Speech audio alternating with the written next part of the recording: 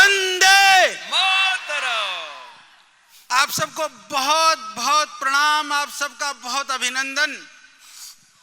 पतंजलि योग पीठ यह पूरे दुनिया के लिए योग का आदर्श, योग का यह तीर्थ स्थल है।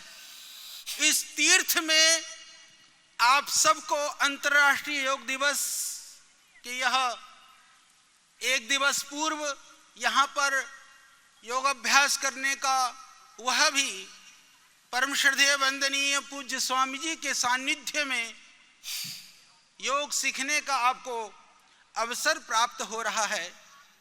यह इतिहास आपको हमेशा स्मरण रहेगा कि हमने और बहुत सारे जो हमारे करोड़ों करोड़ों भाई बहन हैं जो विभिन्न टीवी चैनलों के माध्यम से घर में रह कर के भी योग कर रहे हैं, उनसे भी हम आह्वान करते हैं कल घर से बाहर निकलें।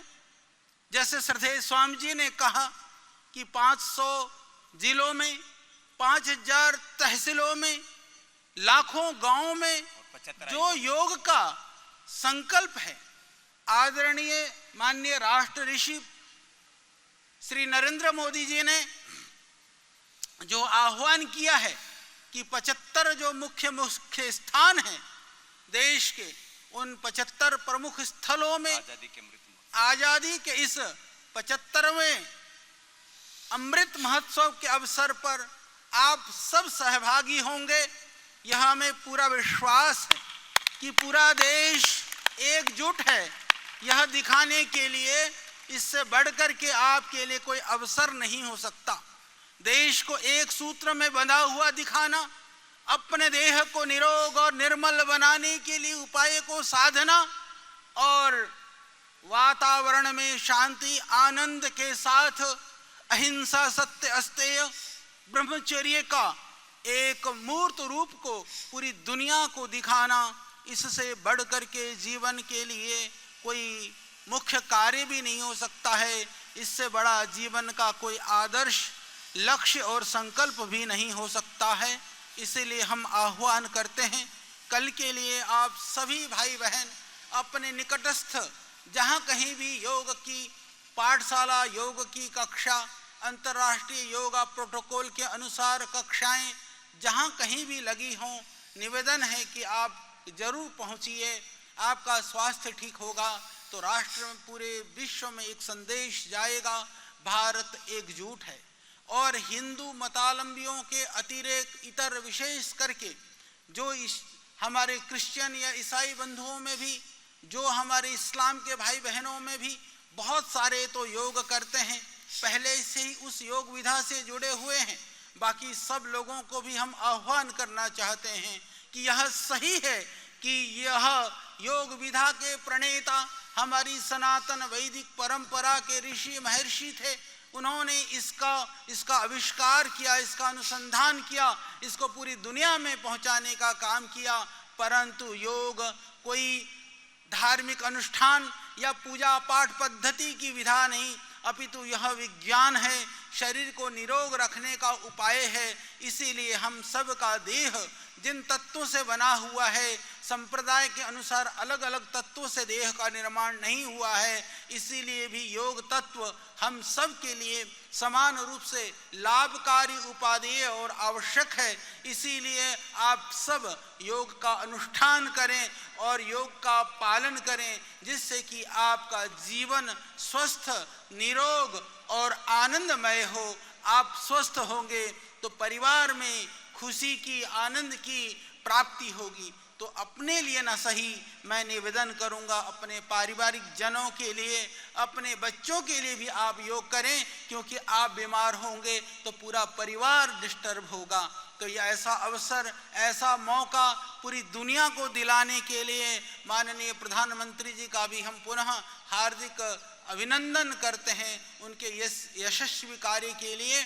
और हम सौभाग्यशाली हैं कि श्रद्धेय स्वामी जी के तप, पुरुषार्थ और अखंड प्रचंड एक निरंतर गतिशीलता के कारण से यह योग दिन प्रतिदिन योग शिथिल भी होने लगता है। तो महाराज जी इस तरह से प्रयास करते हैं कि पुनः वो चेतन और जागृत हो जाता है। तो यह पतंजलि फेज 2 का यह स्थान, ये पतंजलि वेलनेस के रूप में अब आप जान रहे हैं।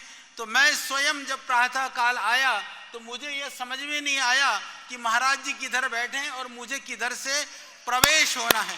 तो यहाँ चारों तरफ ये इतनी संख्या, यदि आप देखें ये जितने भाई बहन बैठे हैं किसी को भी यह नहीं पता है कि कौन सा कहाँ तक बैठा है, क्योंकि जो जिधर से घुस गया उसको पता है कि तुम तो एक जगह पर बैठा हुआ है।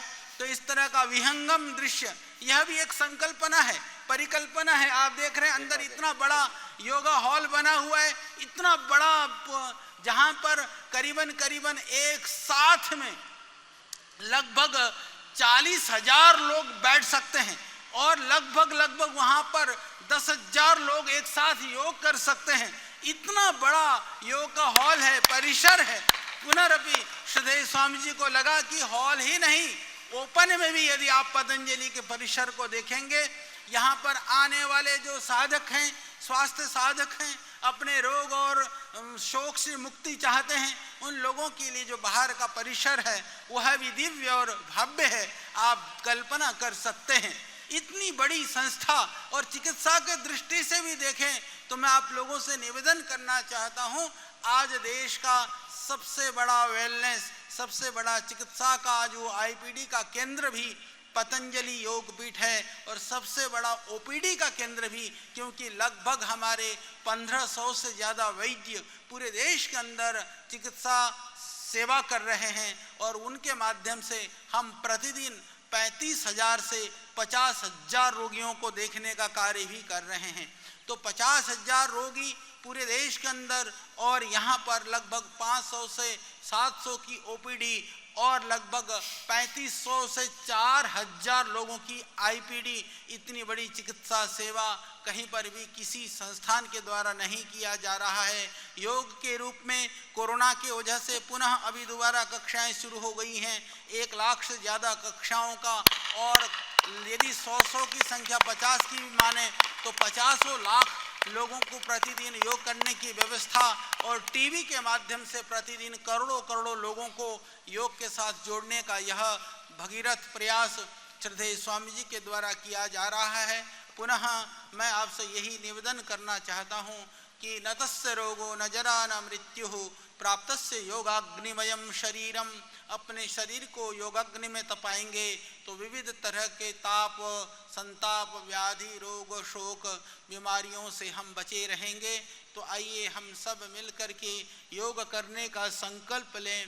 संकल्प के साथ में अपने जीवन को प्रसन्नता और आनंदता से भर करके, आनंदमय, आनंद से परिपूर्ण हो करके पूरी दुनिया को भी आनंदमय दिव्य भव्य भारत के सृजना के साथ में इस दुनिया को खुशहाल, समृद्धशाली, सुखों से परिपूर्ण, आनंद से परिपूर्ण बनाने के लिए हम सब प्रयास करें। तो पुनः अंतर्राष्ट्रीय योग दिवस की पूर्व दिवस में आप सबको बहुत शुभकामनाएं देते हुए कल जरूर दिखा देना आप में कितना दम है।